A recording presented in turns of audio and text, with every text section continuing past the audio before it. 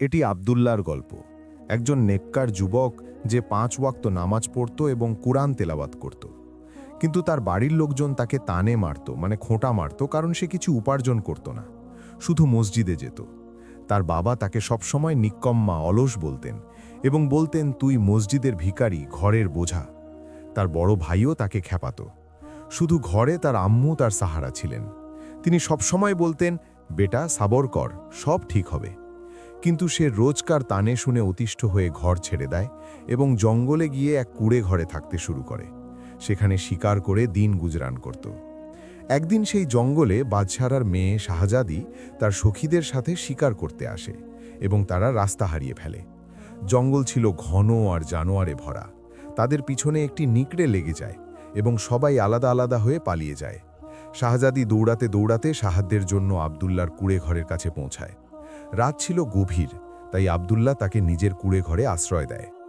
সকাল হওয়ার পর বাদশাহ নিজে সিপাহীদের সাথে নিয়ে শাহজাদির খোঁজে আব্দুল্লাহর কুঁড়ে ঘরে আসেন। কিন্তু বাদশাহর উজির আব্দুল্লাহর ওপর ইলজাম লাগায় যে সে শাহজাদিকে খারাপ উদ্দেশ্যে কুঁড়ে ঘরে রেখেছিল।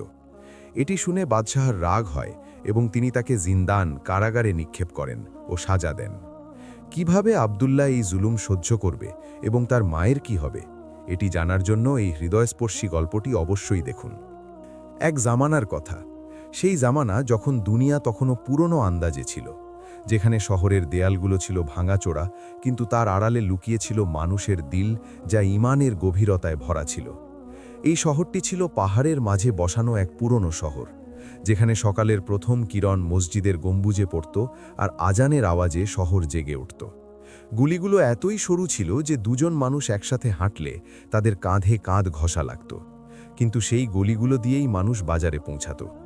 বাজার, যেখানে কাপড়ের ঠেলাগাড়ি, ফল, সবজি আর সেলাইয়ের সরঞ্জামের পসরা বসত। বাতাসে মেহেদি আর আতরের খুশবু মিশে থাকত। আর সন্ধ্যায় যখন সূর্য ডুবত, তখন মশাল জ্বলে উঠত, আলোতে শহর চমকে উঠত। এই শহরের এক গরিব মহল্লায়, যেখানে ঘরগুলো মাটির ছিল আর ছাদগুলো খড় দিয়ে ঢাকা ছিল, সেখানে একটি ছোট ঘর ছিল। এই ঘরের দেওয়ালগুলো এখনও সেই পুরনো কাহিনী শোনাত। বাতাসের ঝাপটায় দুলত, কিন্তু মজবুত ছিল। এই ঘরের মালিক ছিলেন হাজি ইব্রাহিম, যিনি একজন দর্জি ছিলেন। রোজ সকালে উঠে নিজের সেলাইয়ের সরঞ্জাম একটি পুরনো কাপড়ের থলিতে ভরে বাজারে চলে যেতেন। তার বয়স এখন 40-এর কাছাকাছি পৌঁছে গিয়েছিল। চেহারা বুলিরেখায় ভরা, যেন বছরের পর বছর মেহনত আর গরম তার উপর নিজের দাগ টেনে দিয়েছে। চুল আতপাকা হয়ে গিয়েছিল আর দাড়ি ছিল ছোট, কিন্তু চোখে ছিল এমন এক তিক্ততা যা দারিদ্র্যের বছরগুলো সেখানে এনে দিয়েছিল। হাজি ইব্রাহিম রোজ সকালে ফজরের আজানের আগে উঠতেন, অজু করতেন, নামাজ পড়তেন, তারপর নিজের সরঞ্জাম নিয়ে বেরিয়ে পড়তেন। বাজারে তিনি এক কোলে বসে কাপড় সেলাই করতেন, কখনো আমির লোকেদের জামা, কখনো গরিবদের কুর্তা। আয় ততটুকুই যাতে দুবেলা রুটি হয়ে যায়, কখনো কখনো ডাল সবজি, আর মাসের শেষে যদি বরকত হতো তবে মাংসের টুকরো। কিন্তু তার দিল সবসময় এক চিন্তায় থাকত, ঘরের বোঝা, ছেলে আর সেই তানে যা মহল্লার লোক মারত। হাজি ইব্রাহিমের বিবি ফাতেমা বেগম ছিলেন এমন এক নারী, যিনি জিন্দাগির সব গম, কষ্ট নিজের বুকে লুকিয়ে নিতেন। তাদের বয়সও স্বামীর সমান ছিল, কিন্তু চেহারায় এখনও সেই পুরনো চমক ছিল, কিছুটা যৌবনের স্মৃতি। তিনি ঘর সামলাতেন, রোজ সকালে নামাজের পর কুরআন তেলাওয়াত করতেন, হাতে পাকিজা তসবি গুনতে গুনতে দোয়া করতেন, ইয়া আল্লাহ, আমার ঘরওয়ালাদের হেফাজতে রাখো, নেকি আতা ফারমাইও। তার হাত ছিল সোনার মতো, রুটি বানাতেন, কাপড় ধুতেন আর বাচ্চাদের খাবার খাওয়াতেন। ফাতেমা বেগমের দিল ভাঙা ছিল, কিন্তু তিনি তা দেখাতেন না, শুধু রাতে চুপিসারে কাঁদতেন আর আল্লাহর কাছে সাহায্য চাইতেন। তাদের 2 ছেলে ছিল। বড় ছেলে হাসান, লম্বা গড়নের মজবুত শরীরের ছেলে। হাসান ছিল মেহনতি, রোজ সকালে উঠে শহরের এক আমির তাজির মির্জা সেলিমের কাপড়ের দোকানে যেত। মির্জা সেলিমের বাজারে বড় গদি ছিল, রং বেরঙের কাপড়, রেশমের জামা আর সোনার জড়ি দেওয়া কুর্তা। হাসান সেখানে কাজ করত, কাপড় সেলাই করত, কাস্টমারদের দেখাত, হিসেব মেলাত আর সন্ধ্যায় তানখাও নিয়ে ফিরত। তার কারণেই ঘরের হালত ঠিকঠাক ছিল। মাসে 20 টাকা মিলত, যা রুটি, কাপড় আর কখনো মাটির বাসনের জন্য যথেষ্ট ছিল। হাসানকে সবাই পছন্দ করত, বাবা তার তারিফ করতেন, দেখ বেটা, এটিই জিন্দেগির রাস্তা। মহল্লার লোক জ্বলত, হাজি সাহেবের বড় ছেলে তো তাজির হয়ে যাবে, আর হাসান নিজেকে শহরের হিরো মনে করত। রোজ সন্ধ্যায় বন্ধুদের সাথে চা খেত আর গল্প করত। কিন্তু ছোট ছেলে আব্দুল্লাহ তো একদম আলাদা ছিল। যেন কোনো ফকিরের চালা, কিন্তু চেহারা এমন ছিল যেন চাঁদের আলো তার ওপর কিরণ ছড়িয়ে দিয়েছে। পরিষ্কার পরিচ্ছন্ন, বড় বড় কালো চোখ, যা সবসময় কোনো দূরের মঞ্জিল দেখত, যেন জান্নাতের ঝলক। ঠোঁটে এক হালকা হাসি যা তার দিলির সুকুন বা শান্তি প্রকাশ করত। চুল কালো আর ঘন, শরীর পাতলা, কিন্তু নামাজ আর রোজার কারণে মজবুত। আব্দুল্লাহ সারাদিন নামাজ পড়ত, মসজিদে যেত, আর সন্ধ্যায় মহল্লার ছোট বাচ্চাদের কুরআনের তালিম দিত। রোজ সকালে ফজরের আগে উঠে যেত, অজু করত, মসজিদের সাদা দেয়ালের নিচে বসে সূরা বাকারার তিলাওয়াত করত। আওয়াজ এতই মিষ্টি যে শুনলে দিল গলে যেত। দুপুরে জোহরের পর সে বন্ধুদের সাথে বসত, হাদিস শরীফ বায়ান করত। ইয়ারো, নবী করিম সাল্লাল্লাহু আলাইহি ওয়াসাল্লাম ফরমিয়েছেন, সবচেয়ে উত্তম আমল নামাজ। সন্ধ্যায় মাগরিবের পর মহল্লার বাচ্চাদের জমা করত, 6 বছরের ছোট থেকে 10 বছরের বাচ্চা। তাদের সূরা ফাতেহা শেখাত, হাত দিয়ে লেখাত। তার কাছে না কোনো বড় কিতাব ছিল, না কোনো ব্যবসা যা টাকা আনবে, কিন্তু তার কাছে ছিল আল্লাহর কালাম, সেই কালাম যা তার জন্য সবচেয়ে দামি খাজানা ছিল। সে বাচ্চাদের বলতো, বেটা, এটি পড়ে নাও, এটি তোমাদের জিন্দেগি বানিয়ে দেবে।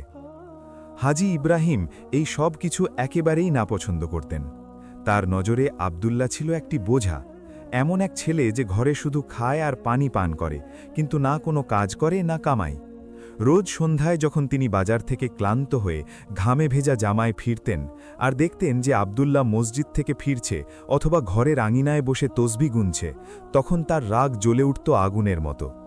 এ আব্দুল্লাহ, তিনি চিৎকার করতেন, গলায় তীব্রতা ভরে হাত নাড়িয়ে বলতেন, তুই তো শুধু নামাজের রাগ গেয়ে বেড়াস জানা কোনো মৌলভী।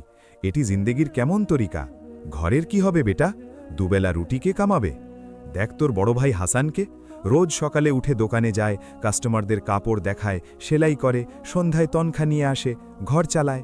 আর তুই তো শুধু মসজিদের দেয়ালে লেপটে থাকিস, ঘরের 1 টাকাও আনিস না। নিক্কামা তুই, ঘরের বোঝা। যদি এমনটাই চলে তবে কে তোকে বিয়ে করবে, কে তোকে মেয়ে দেবে, কে তোর খরচা উঠাবে? আল্লাহর ডর তো সবারই আছে, কিন্তু দুনিয়ার ফিকিরও তো কর বেটা। এই নামাজ তো মরার পর মিলবে, কিন্তু এখন তো বাঁচতেও হবে।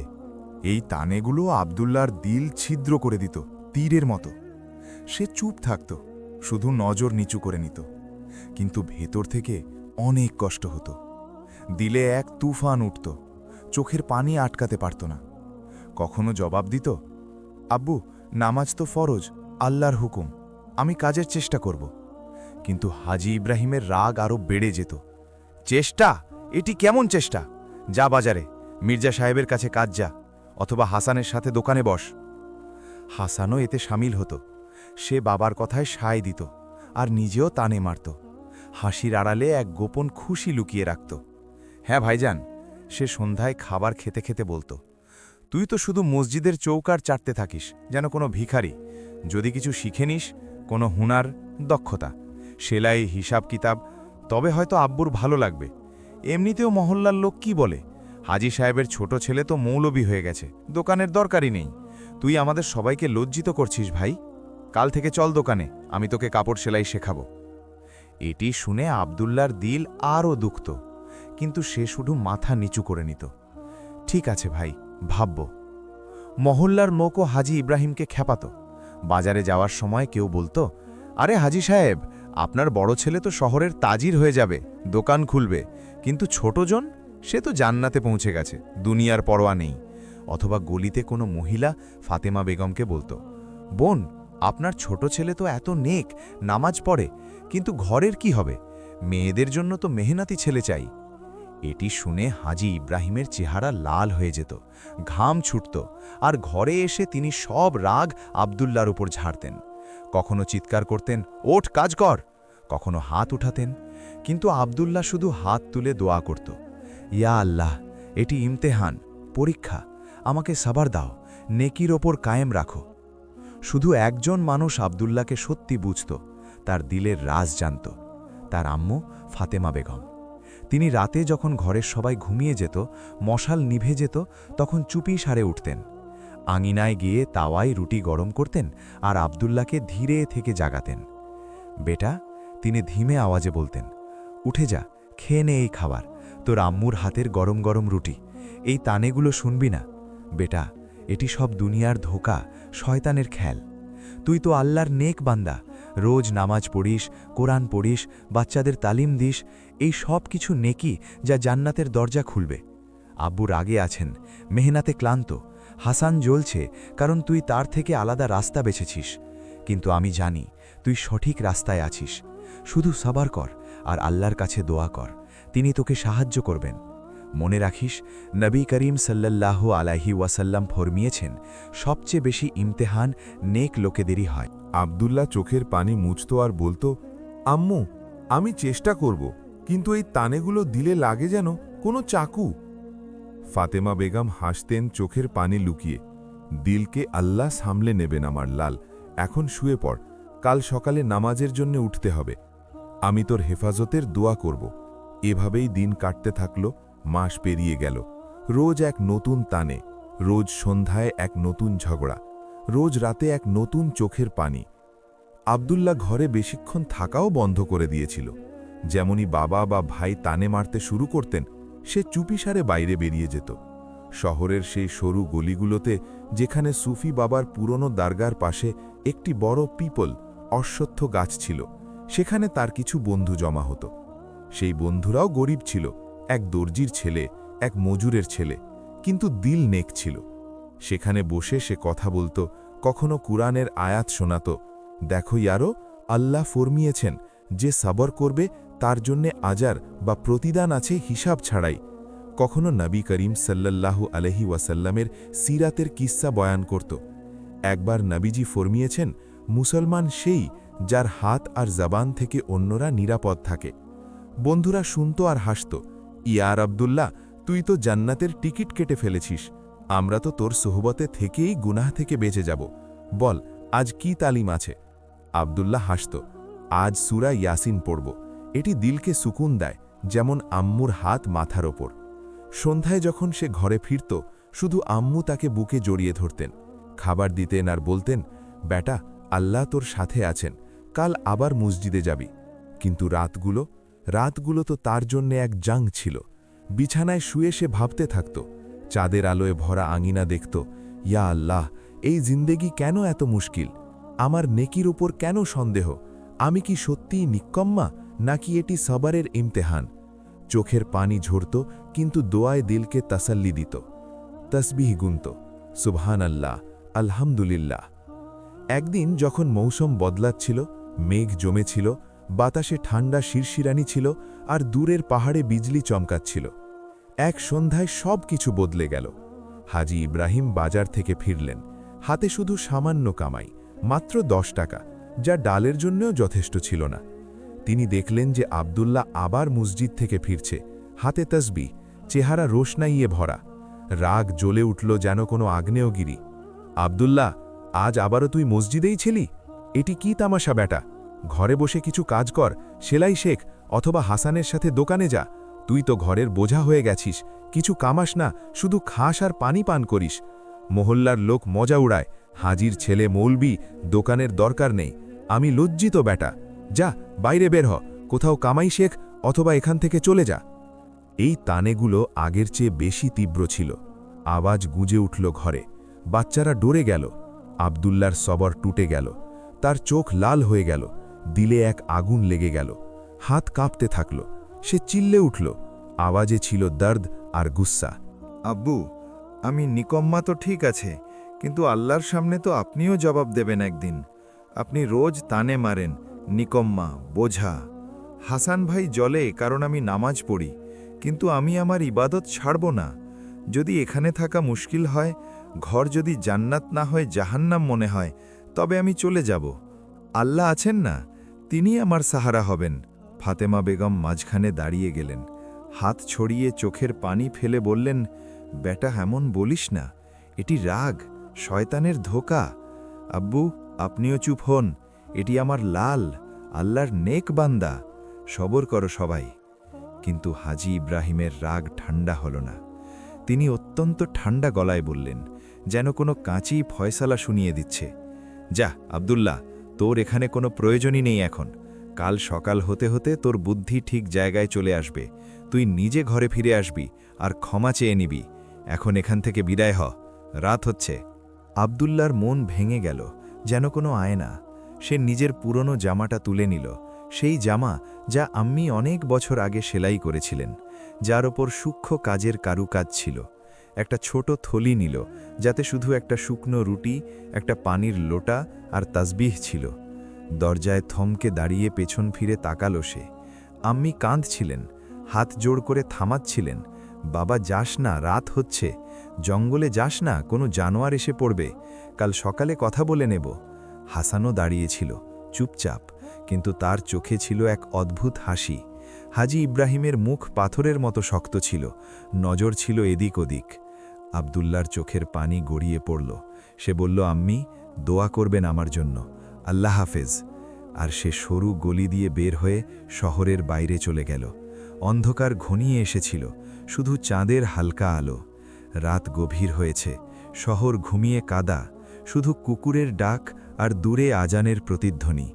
ফাতিমা বেগম বিছানায় শুয়েছিলেন, কিন্তু ঘুম কোথায়?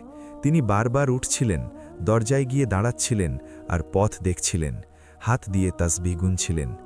ইব্রাহিম, তিনি কেঁদে কেঁদে বলছিলেন, গলার স্বর কাঁপছিল, ছেলে এখনো কেন ফিরল না?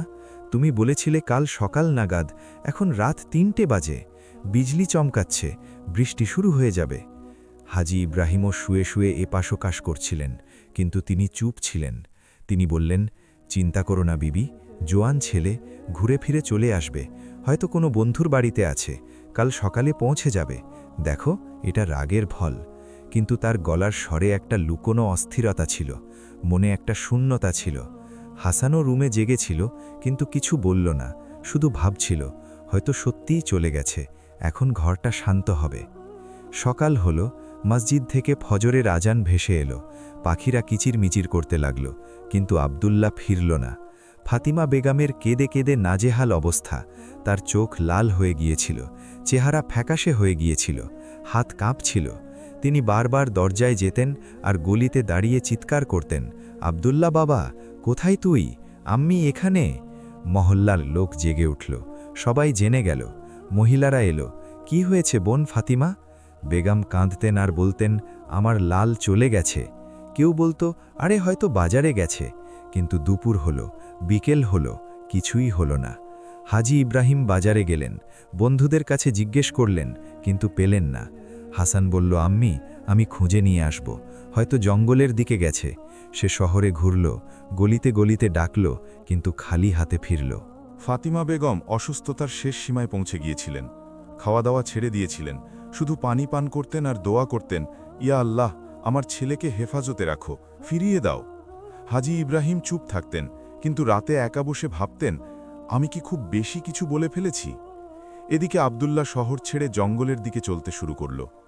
রাতভর সে হাঁটতে থাকল, পা মাটিতে দেবে যাচ্ছিল, ক্লান্তি শরীরকে ঘিরে ধরছিল, কিন্তু সে থামছিল না, শুধু দোয়া করছিল, ইয়া আল্লাহ, রাস্তা দেখাও।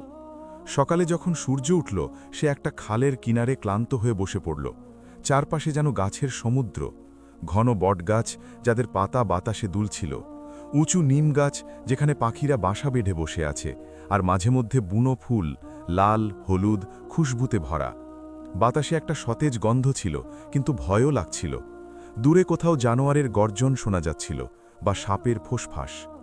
আব্দুল্লাহ হাত তুলে দোয়া করল, চোখের পানি ফেলে বলল, ইয়া আল্লাহ, তুমিই আমার মাওলা, আমার সাহারা, আমার রিজিক দাতা। এই ইমতিহান কেন দিলে? তবে তোমার মর্জিতেই আমি রাজি, শুধু আমাকে একটা মাথা গোজার ঠাই আর খাবার দাও। সে খাল থেকে পানি পান করল, থলি থেকে রুটির টুকরো বের করে খেল। শুকনো ছিল, কিন্তু শান্তিতে ভরা। তারপর উঠে চারপাশ দেখে চলতে শুরু করল। কিছুক্ষণ চলার পর একটা নির্জন জায়গা পেল, একটা ছোট খোলা জায়গা যেখানে খাল বয়ে যাচ্ছিল, পানি পরিষ্কার আর মাছ লাফাচ্ছিল। সেখানে সে কাঠ জোগাড় করল, বড় পাথর তুলল মাটি দিয়ে ভরাট করার জন্য। ছোট গাছের ডাল ভেঙে একটা ছোট কুঁড়ে ঘর বানালো। দেওয়ালগুলো মাটির শক্ত করার জন্য কাঠের খুঁটি দিল, ছাদ পাতা আর ঘাস দিয়ে ঢাকা। বাইরে একটা চুলা বানালো, পাথর দিয়ে ঘিরে। প্রথম রাত অন্ধকারেই কাটল। সে কুঁড়ে ঘরে বসে বাইরে জানোয়ারের আওয়াজ শুনে ভয়ে ঘুমাতে পারল না। ইয়া আল্লাহ, হেফাজত করো বলে দোয়া করল। দিন দিন কাটতে লাগল, মাস পেরিয়ে গেল। আব্দুল্লাহ জঙ্গলের জীবন শিখে নিল একজন পুরনো ফকিরের মতো। প্রথম দিন না খেয়ে থাকল, শুধু বুনো ফল খেল, পেয়ারা যেমন, কিন্তু কাঁচা। দ্বিতীয় দিন একটা খরগোশ দেখে তার বুক কেঁপে উঠল। সে লুকিয়ে রইল, পাথর মারল, আর ওটা মরে গেল। রক্ত দেখে মন কেঁদে উঠল, আস্তাগফিরুল্লাহ, এটা হালাল তো, কিন্তু খেতে তো হবেই। আগুনে পুড়িয়ে খেল। সে শিখতে থাকল কোন ফল খাওয়া যায়, আমলকি, বড়ই, কোন জানোয়ার ধরা সহজ, খরগোশ, কখনো ময়ের ডিম। রোজ সকালে দেরি করে উঠত। ফজরের আজান তো জঙ্গলে ছিল না, কিন্তু সূর্যের কিরণ দেখে সে আন্দাজ করত। খালের পানি দিয়ে অজু করত, নামাজ পড়ত পাতার ওপর। তারপর জঙ্গলের পাতা দিয়ে চা বানাত, আদা বা বুনো পাতা দিয়ে। দুপুরে শিকার করত, পাথরের একটা ছোট ছোড়ার মতো বানালো, কাঠ দিয়ে তীরের মতো বানালো, আর বের হয়ে পড়ত। সন্ধ্যায় কুয়ে ঘরে বসে কোরআন তেলাওয়াত করত, সূরা আর রহমান মনে শান্তি দিত। রাতে আগুন জ্বালাত যাতে জানোয়ার দূরে থাকে, আর ভাবত আম্মি আব্বু ভাই কি ভাবছে, কি খুঁজছে। কিন্তু এখানে শান্তি আছে, কারো তাচ্ছিল্য নেই, শুধু আল্লাহর জিকির। মাঝে মধ্যে আম্মির রুটি আর বাবার রাগের কথা মনে পড়ত, কিন্তু দোয়া করে ভুলে যেত। তার শরীর মজবুত হয়ে গিয়েছিল, হাত শক্ত, চেহারা রোদে পুড়ে কালো, চুল লম্বা করে বাঁধা, কিন্তু মনে এক নতুন শক্তি, সাবরের শক্তি, ঈমানের আলো। ওদিকে শহরে পরিস্থিতি দিন দিন খারাপ হচ্ছিল। ফাতিমা বেগম অসুস্থতায় ডুবেছিলেন, রোজ কাঁদতেন, খাওয়া ছেড়ে দিয়েছিলেন, শুধু পানি খেতেন আর তসবিহ গুনতেন। ইয়া আল্লাহ, আমার আব্দুল্লাহকে ফিরিয়ে দাও, হেফাজত করো। তার স্বাস্থ্যের অবনতি হল। হাজী ইব্রাহিম অস্থির ছিলেন, রোজ বাজারে যেতেন, কিন্তু মনে কোনো কাজে মন বসত না। সন্ধ্যায় ফিরে স্ত্রীকে দেখতেন, বুক ফেটে যেত, কিন্তু বলতেন না কিছু। বিবিকে বলতেন সে জোয়ান ছেলে, কোথাও কাজ খুঁজছে, হয়তো ফিরে আসবে। কিন্তু রাতে একা বসে ভাবতেন, আমি কি ভুল ছিলাম, খুব বেশি অপমান করে ফেলেছিলাম। হাসানও অস্থির ছিল, দোকানে যেতেও কিন্তু মন লাগত না। সে জঙ্গলের দিকে কয়েকবার ঘোড়ায় চড়ে গিয়ে চিৎকার করে ডেকেছিল, আব্দুল্লাহ ভাই, কোথায় আপনি? কিন্তু শুধু প্রতিধ্বনি ফিরে আসত। মহল্লার লোক এখন খোঁচা দিত, হাজী সাহেব, আপনার নেক ছেলে তো গায়েব হয়ে গেল, এখন কি মসজিদ বন্ধ হয়ে যাবে নাকি কোনো মৌলবি নিয়ে গেল? হাজী ইব্রাহিম চুপ থাকতেন, কিন্তু ভেতরে ভেতরে জ্বলে পুড়ে ছাই হতেন। রাতে দোয়া করতেন, ইয়া আল্লাহ, ক্ষমা করো। মাস পেরিয়ে গেল, খোঁজাখুঁজি বন্ধ হল। সবাই মেনে নিল আব্দুল্লাহ হয়তো দূরে চলে গেছে, অথবা কোনো জানোয়ার তাকে খেয়ে ফেলেছে। ফাতিমা বেগমের মন ভেঙে গেল, তিনি বিছানায় শুয়েই কাঁদতেন, আমার খোকা, আমার লাল কোথায়? হাসান চুপ ছিল, কিন্তু ভেতর থেকে খুশি ছিল। ঘর এখন শান্ত, টিটকারিও শেষ। জঙ্গলে জীবন এখন ঠিকঠাক চলছিল আব্দুল্লাহর জন্য। সে এখন একজন একাকী ফকিরের মতো হয়ে গিয়েছিল। রোজ শিকার করত, নামাজ পড়ত, দোয়া করত। এক সন্ধ্যায় যখন গাছের ডাল বাতাসে দুলছিল, পাখিরা ঘরে ফিরছিল আর সূর্য লাল রঙে ডুবছিল, হঠাৎ ঘোড়ার খুরের শব্দ পাওয়া গেল। জঙ্গল জুড়ে প্রতিধ্বনি। আব্দুল্লাহ কুড়ে ঘর থেকে বের হয়ে দেখল একটা তুফান আসছে যেন। ঘোড়াগুলো দ্রুত দৌড়াচ্ছে, তার উপর মহিলারা সাওয়ার হয়ে হাসাহাসি করছে, ওড়না বাতাসে উড়ছে। পেছনে সিপাহীদের তলোয়ার চকচক করছিল, কিন্তু তারা দূরে রয়ে গিয়েছিল। এটি ছিল বাদশাহ জাফর আলীর মেয়ে সারা, এক এমন শাহজাদি যার নাম শহর থেকে পাহাড় পর্যন্ত মশহুর ছিল তার রূপ আর শখের জন্য। বাদশাহ জাফর আলীর মহল ছিল শহরের প্রাণকেন্দ্রে, সাদা মার্বেল পাথরের তৈরি, উঁচু মিনার আর সবুজ বাগান, যেখানে বুলবুলি গান গায় আর ঝিলে মাছ লাফায়। বাদশাহ জাফর আলী একজন নেক শাসক ছিলেন, রোজ নামাজ পড়তেন, গরিবদের দান করতেন, ইনসাফ করতেন। কিন্তু তার একমাত্র মেয়ে সারার উপর তিনি জান কুরবান করতেন। সারা 18 বছরের ছিল, চেহারা চাঁদের মতো উজ্জ্বল, যেন নূর দিয়ে গড়া, চোখ কাজলের মতো গভীর আর চমকদার, লম্বা ঘন কালো চুল, রেশমের ওড়না আর হাসিতে এক জাদু যা সবাইকে মোহিত করত। সে শিকার আর ঘোড়াসোয়ারির শৌখিন ছিল, রোজ নিজের সখীদের সাথে জঙ্গলে আসত, তীরন্দাজ হয়ে বাতাসের মতো দৌড়াতে। সেদিনও সে তার সখীদের সাথে রুকসানা, যে একজন হাসি খুশি স্থূলকায় মেয়ে ছিল, মহলের চাকরের মেয়ে লায়লা, যে ছিপছিপে গড়নের আর কথা বলিয়েছিল, আর জামিলা, যে চঞ্চল আর সবসময় মজা করত, তাদের সাথে জঙ্গলে এসেছিল। চাবুক মেরে ঘোড়া দৌড়াচ্ছিল।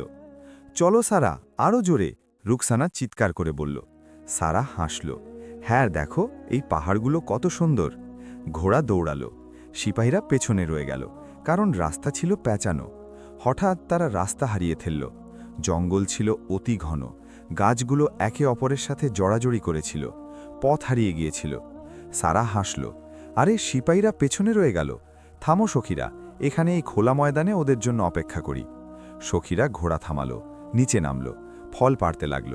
রুকসানা বলল, সারা বেগম, এখন সিপাহীদের খুঁজতে হবে, না হলে রাত হয়ে যাবে। সারা মজা করে বলল, বাদ দাও, ওরা নিজেরাই চলে আসবে, যেমনটা সব সময় আসে। দেখো এই বুনো ফুলগুলো কত রঙিন, একটা মালা বানাই। সন্ধ্যা ঘনিয়ে এলো, মেঘ করে এলো, বাতাস তেজি হলো, দূরে বিজলি চমকাচ্ছে। সিপাহীরা এলো না। সারার ভয় লাগল, চেহারা ফ্যাকাশে হয়ে গেল। মাগরিব হয়ে আসছে, দূরে আজান শোনা যাচ্ছে। চলো ফিরি সখীরা, এই জঙ্গল অনেক ঘন। কিন্তু সখীলা ভয় দূর করার জন্য হাসাহাসি করছিল। দেখো শাহজাদি সারা ভয় পাচ্ছে। আরে আগুন জ্বালাই, গল্প শোনাবো, যেমন ছোটবেলায় শুনতাম। তারা কাঠ জোগাড় করল, পাথর ঘষে আগুন জ্বালালো। আগুনের শিখা দপ করে জ্বলে উঠল, আলো ছড়িয়ে পড়ল। কিন্তু আগুনের শিখা আর খাবারের খুশবু পেয়ে এক নেকড়ে বেরিয়ে এলো অন্ধকার থেকে। চোখ লাল হয়ে জ্বলছিল, দাঁত বের করে গড়গড় করছিল আর কাছে আসছিল। সখীরা চিৎকার করে উঠল, নেকড়ে, পালাও সখীরা, পালাও। ঘোড়াগুলো ছুটে গেল, সবাই এদিক ওদিক ছুটল যেন আকাশ ভেঙে পড়েছে। রুকসানা একদিকে দৌড়ালো, লাইলা অন্যদিকে, জামিলা পাথরের পেছনে লুকালো। সারা জোরে দৌড়াতে লাগল, বুক ধরফর করছিল যেন কলিজা বেরিয়ে আসবে। শ্বাস ফুলে গিয়েছিল, ওড়না পেছনে পড়ে রইল। পা একটা গাছের শেকড়ে আটকে গেল আর সে মাটিতে আছাড় খেয়ে পড়ল। মাথায় একটা পাথরের চোট লাগল। গরম গরম রক্ত বইতে লাগল, যেন আগুন লেগেছে। কিন্তু ভয়ের পরিমাণ ছিল বেশি। নেকড়েটা পেছনে আসছে, শব্দ খুব কাছে। সে উঠল, দৌড়ালো, ক্ষতবিক্ষত মাথা নিয়ে, রক্ত ঝরছিল, চোখে সব ঝাপসা দেখছিল। দূরে একটা কুঁড়ে ঘর দেখা গেল। একটা চেরাগের হালকা আলো জ্বলছিল ভেতরে। বাঁচাও, কেউ আছে, সাহায্য করো, নেকড়ে আসছে। সে ভাঙা গলায় চিৎকার করল, শ্বাস আটকে আসছিল। আব্দুল্লাহ কুঁড়ে ঘরের ভেতরে ছিল, চেরাগ জ্বালাচ্ছিল, নামাজের প্রস্তুতি নিচ্ছিল, হাতে তাসবিহ। বাইরের চিৎকার শুনে দৌড়ে বাইরে এলো, হাতে একটা পাথর নিল। দেখল একটা মেয়ে, পুরীর মতো সুন্দর, কিন্তু রক্তে ভেজা, ফ্যাকাশে মুখ, শ্বাস নিতে কষ্ট হচ্ছে। কে তুমু? এই অবস্থা কেন? চোট লাগলো কিভাবে? ভেতরে এসো। সারা কিছু বলতে যাচ্ছিল, নেকড়ে, সাহায্য। কিন্তু তার চোখ উল্টে গেল, সে বেহুশ হয়ে মাটিতে পড়ে গেল। আব্দুল্লাহ অবাক হয়ে গেল, দ্রুত তাকে উঠিয়ে নিল। হালকা শরীর, রেশমের জামা, কুঁড়ে ঘরে পাতার বিছানায় শুইয়ে দিল। খাল থেকে পানি এনে মুখ ধুইয়ে দিল ধীরে ধীরে। জঙ্গলের পাতা দিয়ে, নিম আর তুলসীর মতো একটা পট্টি বানিয়ে মাথায় শক্ত করে বেঁধে দিল। তারপর দূরে এক কোণে বসে পড়ল, চেরাগের কাছে নজর নিচু করে নিল। ইয়া আল্লাহ, এটা কার মেয়ে? একে হেফাজত করো। রাত গভীর হল, বাইরে জঙ্গলের আওয়াজ, বাতাসে শোরগোল, জানোয়ারের গর্জন, দূরে সিংহের ডাক। ভেতরে সারা ঘুমাচ্ছিল, শ্বাস স্বাভাবিক হয়ে এলো, চেহারায় একটু রং ফিরল। কিন্তু আব্দুল্লাহর মনে শয়তান আক্রমণ করে বসল, যেন কোনো চোর রাতে হানা দেয়। দেখ হেকে, শয়তান মনে ফিসফিস করে বলল, এত সুন্দর ফুলের মতো মেয়ে, জঙ্গলে একা, এখানে কে জানবে? এটা শহর থেকে অনেক দূরে, সিপাহীরাও পৌঁছতে পারবে না। শুধু একবার স্পর্শ করলেই হলো, কোনো সাক্ষী নেই, সারা জীবনের সুখ। খারাপ চিন্তা আসতে লাগলো, বুক জোরে ধরভর করছিল, হাত ঘামে ভিজে গেল, শরীরে যেন আগুন লেগে গেল। আব্দুল্লাহর শরীর কাঁপতে লাগলো, চেহারা লাল হয়ে গেল। আস্তাগফিরুল্লাহ, লা হাওলা ওয়ালা কুওয়াতা ইল্লা বিল্লাহ, সে জোরে বলে উঠল। কিন্তু শয়তান থামল না, আরও বেশি প্রলোভন দেখাতে লাগল। তখন মনে পড়ল নবী করিম সাল্লাল্লাহু আলাইহি ওয়াসাল্লামের মুবারক হাদিস, যখন কোনো পুরুষ আর নারী একা থাকে তখন তৃতীয় জন হয় শয়তান, সে তাদের পথভ্রষ্ট করে। এটা শুনে আব্দুল্লাহর মন যেন জেগে উঠল, অন্ধকারের মাঝে আলোর কিরণ এলো। ইয়া আল্লাহ, আমাকে এই শয়তানের ধোঁকা থেকে বাঁচাও, এটা ফিতনা, আমি নেক থাকব। সে চেরাগের কাছে বসে পড়ল, নিজের হাত দেখল, 10টা আঙুল পরিষ্কার। যদি জিনা বা ব্যভিচারের কথা ভেবেও ফেলি, তবে জাহান্নামের আগুন কে সইবে? নবীজি বলেছেন, জিনা করা ব্যক্তিকে জাহান্নামের আগুনে নিক্ষেপ করা হবে। এই ছোট আগুন দিয়েই বুঝে নেই। সে সিদ্ধান্ত নিল, শাহাদাত আঙুলটা তুলল আর চেরাগের আগুনের শিখায় ঢুকিয়ে দিল। জ্বলে উঠল। আহ! ব্যথায় চিৎকার বের হয়ে এলো। শরীর কেঁপে উঠল, কিন্তু সে আঙুল সরালো না, সাবর করল। 1, 2, 3, 4। রাত ভোর এই সিলসিলা চলল। প্রতিটি আঙুল জ্বলছিল, ফুলে লাল হয়ে যাচ্ছিল, ব্যথায় ছটফট করছিল, আর চোখের পানি পড়ছিল। কিন্তু সে ভাবছিল, এই ছোট আগুন যদি কয়েক মিনিটে এত কষ্ট দেয়, তবে জাহান্নামের আগুন? ওটা তো চিরকালের জন্য, সারা জীবনের গুনাহের সাজা। 5, 6, 7, 8। শয়তান প্ররোচনা দিতে থাকল, কিন্তু আব্দুল্লাহর ঈমান মজবুত। না, আমি রাসূলের উম্মাত। 9, 10। সকাল পর্যন্ত 2 হাতের আঙুলগুলো পুড়ে ফুলে লাল হয়ে ব্যথায় কাঁপছিল, কিন্তু আব্দুল্লাহর চেহারা সুকুন বা শান্তিতে ভরা। শয়তান পালিয়ে গেছে। সকালে সূর্য উঠল, পাখিরা ডাকতে লাগল, বাতাস সতেজ হয়ে গেল। সারার জ্ঞান ফিরল, চোখ খুলল ধীরে ধীরে। দেখল কুঁড়েঘরের ছোট ঘরটা, পাতার খুশবু। আব্দুল্লাহ দূরে বসে চেরাগ নিভাচ্ছে। আমি কোথায়? এই জায়গা। তুমি কে ভাইয়া? দুর্বল স্বরে জিজ্ঞেস করল সে। মাথায় প্রচণ্ড ব্যথা। আব্দুল্লাহ পানির লোটা এগিয়ে দিল। খাও, শক্তি আসবে। তুমি রাতে কুঁড়েঘরের বাইরে এসেছিলে, জখম অবস্থায় সাহায্য চাচ্ছিলে, নেকড়ের ভয়ে চিৎকার করছিলে।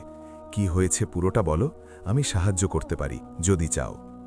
সারা একটা দীর্ঘশ্বাস ফেলল, তারপর পুরো ঘটনা বলল।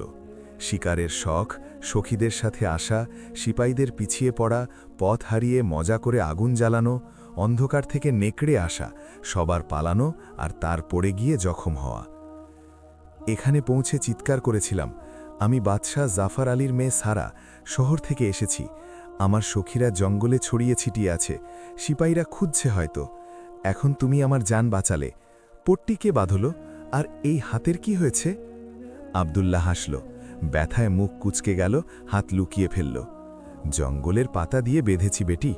এখন তাড়াতাড়ি যাও শাহজাদি, ওঠো, কেউ যেন তোমাকে এখানে আসতে না দেখে, না হলে তোমার জন্য মুশকিল হবে, গুজব ছড়াবে।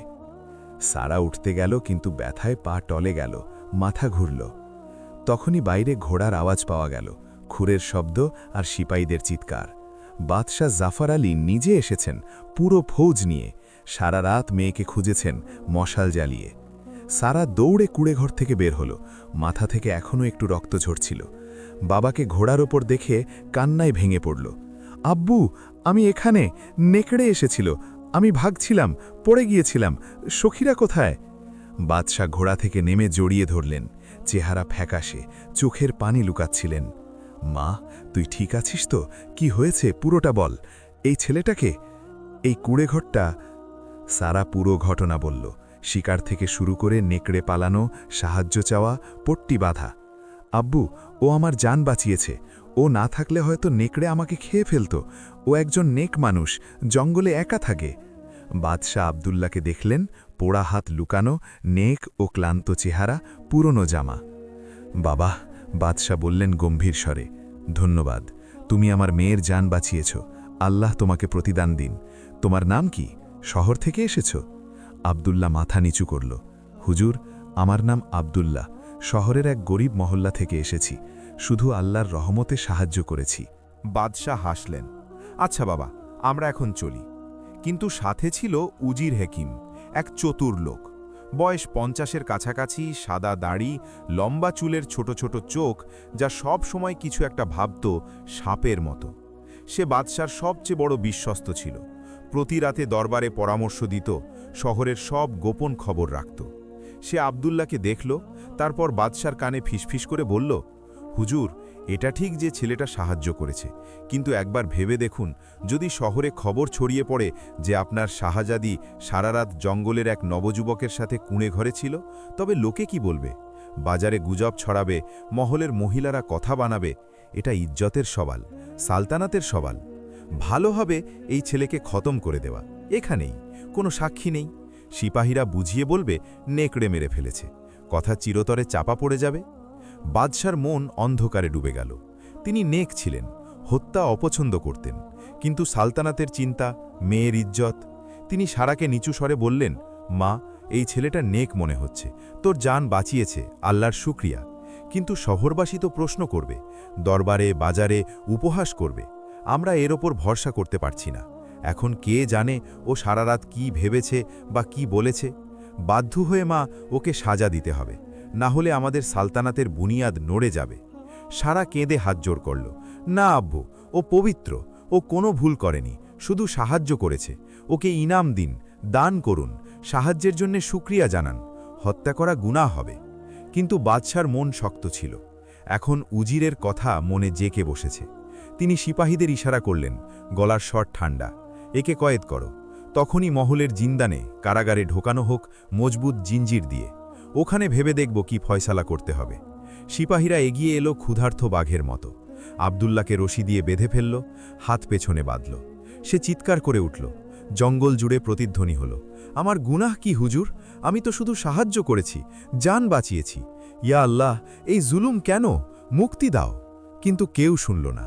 সিপাহীরা তাকে হিড়হিড় করে টেনে নিয়ে গেল, ঘোড়ায় বেঁধে জঙ্গল থেকে শহরের দিকে। সারা কাঁদতে লাগল, আব্বু এটা করবেন না। কিন্তু বাদশা চুপ। উজির আড়ালে হাসল। আব্দুল্লাহকে মহলের জিন্দানে ফেলে দেওয়া হলো। সেই অন্ধকার জিন্দান, যেখানে দেয়ালগুলো স্যাঁতসেঁতে ছিল, ইঁদুরে দৌড়াদৌড়ি, শুধু একটা ছোট জানলা দিয়ে আলো আসত আর মেঝে ভিজে থাকত। হাতে পায়ে জিঞ্জির, রোজ শুধু রুটি আর পানি মিলত। সে বসে ওখানে কাঁদত, হাতের ব্যথা ভুলে মনের ব্যথায়। ইয়া আল্লাহ, ইমতেহানের পর ইমতেহান কেন? সবর দাও। শহরে খুব দ্রুত গুজব ছড়িয়ে পড়ল। জঙ্গলের সেই চোর শাহজাদির ওপর হাত দেওয়ার ইচ্ছা করেছিল। বাদশা তাকে কয়েদ করেছেন। ফাতিমা বেগম মহল্লা থেকে খবর পেলেন। তিনি চিৎকার করে উঠলেন, আমার ছেলে! তিনি জঙ্গল পর্যন্ত গিয়েছিলেন, সারা দিন ডেকেছিলেন, সারা রাত খুঁজেছিলেন, কিন্তু পাননি। হাসানও গেল, অস্থির হল, সত্যি এখন ভাই কোথায় গেল? মাস পেরিয়ে গেল জিন্দানে। আব্দুল্লাহ রোজ নামাজ পড়ত, জিঞ্জির ঝনঝন করত আর দোয়া করত, মুক্তি দাও ইয়ারাব, তোমার যা মর্জি। হাতের জখম থেকে ইনফেকশন হলো, জ্বর এলো, কিন্তু সে সবর করল। সারা রোজ দরবারে বলতো, আব্বু ওকে ছেড়ে দিন, ও বেগুনা, শুধু সাহায্য করেছিল। বাদশার মন গলত, কিন্তু উজির উস্কানি দিত, হুজুর বিপদ আছে, এখনও রোকে কথা বলছে। একদিন সারা হাঙ্গামা করল, নিজেকে মহলের রুমে বন্দি করে নিল। দরজা বন্ধ, না খেলো খাবার, না খেলো পানি। বাদশাহ অস্থির হয়ে গেলেন, দরবার ছেড়ে দিলেন। মা খেয়ে নে। সারা কাঁদত, আগে ওকে ছাড়ো, না হলে আমি মরে যাব। উজির গোপনে পরামর্শ দিল, হুজুর মুক্তির মিথ্যা বাদা করুন, বের হওয়ার সাথে সাথেই সিপাহীরা জঙ্গলে মেরে ফেলবে, কিস্সা খাতাম। বাদশাহ সবার ওপর বিরক্ত হয়ে মেনে নিলেন। সারাকে বললেন, ঠিক আছে মা, ওকে ছেড়ে দেব। মাসখানেক পর দরবারে আব্দুল্লাহকে পেশ করা হলো। দুর্বল হাত, ফোলা শরীর, ফ্যাকাশে মুখ, কিন্তু চোখ ইমানের আলোয় ভরা। সারা সবার সামনে আবেদ ভরা গলায় জিজ্ঞেস করল, সেদিন রাতে আমার চোট লেগেছিল, তুমি বাঁচিয়েছিলে, কিন্তু সকালে দেখলাম তোমার হাতের আঙুলগুলো পুড়ে গিয়েছিল, কেন? সত্যি বলো। আব্দুল্লাহ দরবারে মাথা নিচু করল। চারদিকে সন্নাটা ছেয়ে গেল, সবাই শুনছিল। হুজুর, শাহজাদি আর হুজুর বাদশাহ, নবী করিম সাল্লাল্লাহু আলাইহি ওয়াসাল্লাম মুবারক হাদিসে বলেছেন, যে ব্যক্তি জিনা করে বা চেষ্টা করে তাকে জাহান্নামের আগুনে নিক্ষেপ করা হবে। সেই আগুন তার শরীরকে জ্বালিয়ে দেবে। সেদিন রাতে যখন আপনি ঘুমাচ্ছিলেন, শয়তান আমাকে প্ররোচিত করেছিল। মনে খারাপ চিন্তা আসছিল, ও একা আছে, জঙ্গলে কেউ নেই। শুধু একবার বুক ধরফর করেছিল, হাত কেঁপেছিল, কিন্তু আমি হাদিস মনে করেছিলাম, পুরুষ আর নারী একা হলে তৃতীয়জন শয়তান।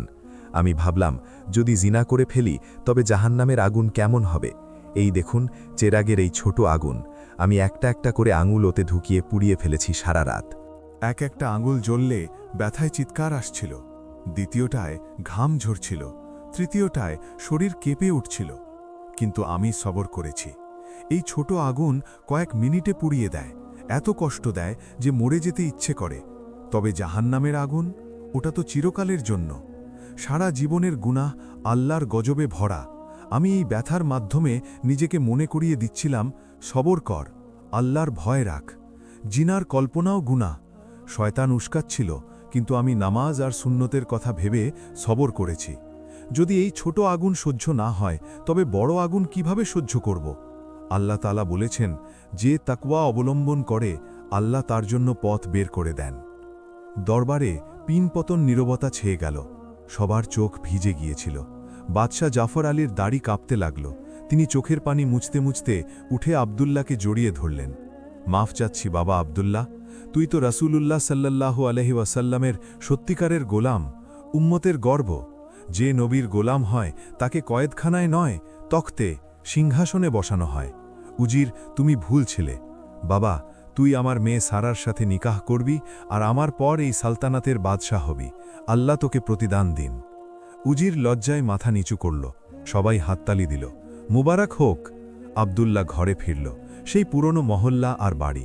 ফাতিমা বেগম দরজায় দাঁড়িয়ে কাঁদছিলেন। তাকে দেখেই চিৎকার করে উঠলেন, আমার খোকা! জড়িয়ে ধরে কাঁদলেন। হাজি ইব্রাহিম দাঁড়িয়েছিলেন, মুখ ভেজা। বাবা, আমি ভুল ছিলাম। তুই নিকম্মা ছিলি না, তুই আল্লাহর নেক বান্দা ছিলি, সবরের পয়গম্বর। মাফ করে দিস। হাসান 5 হয়ে সালাম করল, ভাই মাফ করুন, আমি হিংসায় জ্বলে পুড়ে গিয়েছিলাম। নিকাহ হল, শহরে খুশির আমেজ ছড়িয়ে পড়ল। আব্দুল্লাহ বাদশাহ হল, কিন্তু নেকি ছাড়ল না। প্রতিটি মহল্লায় মসজিদ বানালো, গরিবদের সদকা দিল, শিক্ষার মাদ্রাসা খুলল। সবর আর নেকির জয়ের এই দাস্তান বা গল্প চারিদিকে ছড়িয়ে পড়ল। আর লোকে বলতো, দেখো, আল্লাহর বান্দাকে কখনো হার বানেনি। আপনার যদি এই গল্পটি পছন্দ হয়ে থাকে তবে লাইক করবেন, চ্যানেলটিকে সাবস্ক্রাইব করবেন এবং বেল আইকনটি টিপে দেবেন যাতে নতুন নতুন গল্প আপনার কাছে সবার আগে পৌঁছায়।